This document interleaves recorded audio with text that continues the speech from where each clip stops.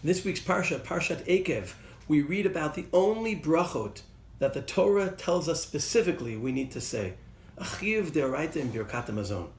And the reason there's a chiyuv to bench is because, as the Torah describes here in Perek Chet, Hashem is worried that when we arrive in Eretz Yisrael, ki Hashem Elokecha meviacha al Eretz Tova, God is bringing us to a good land. We'll eat, we'll be satisfied, viachalta visavata. And the fear is, Pasuk Yud Aleph, Hishamer lecha pen tishkach et Hashem Elokecha. The fear is that the plenty we're experiencing will cause us to forget the one who's really provided us with this. And this is a very famous idea. What's interesting is that Perek Chet seems to be a repetition of what we read in last week's Parsha. 2 prakim earlier in Perek Vav. The very same themes, Perek Vav, Pasuk Yud. V'haya ki yaviacha Hashem Elokecha al haaretz. And you'll find this wonderful land. V'yachalta v'savata, you'll eat and be satisfied. Hishamer lecha pen tishkach et Hashem Elokecha. Be careful not to forget God. Why is it repeated? If you take a closer look at these 2 prakim, the answer becomes self-evident.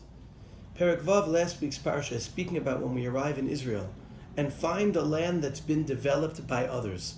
Arim gedolot v'tovot asher lo vanita, Pasuk Yud Aleph, batim meleim kol tuv asher lo mileta, kramim v'zeitim asher lo natata. You come into the land of the Canaanites, you see how successful they were. The fear is that you might serve their gods and think that's how you succeed in Eretz Yisrael. Perek Chet in this week's parsha is talking about a different fear. Pasuk Yud Bet.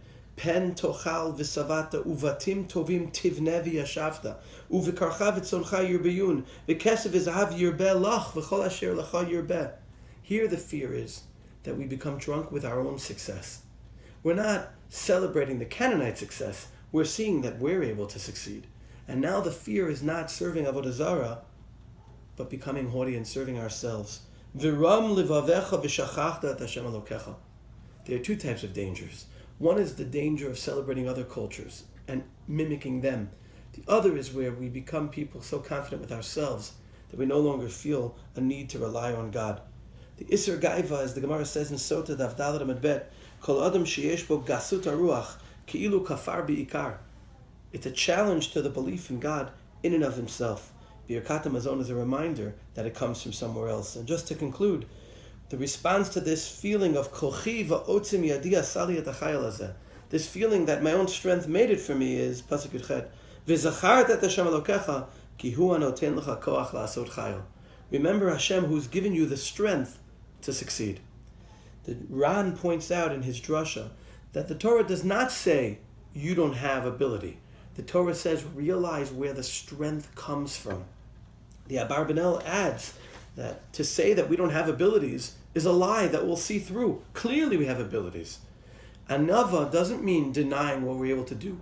It means recognizing who's given us that strength.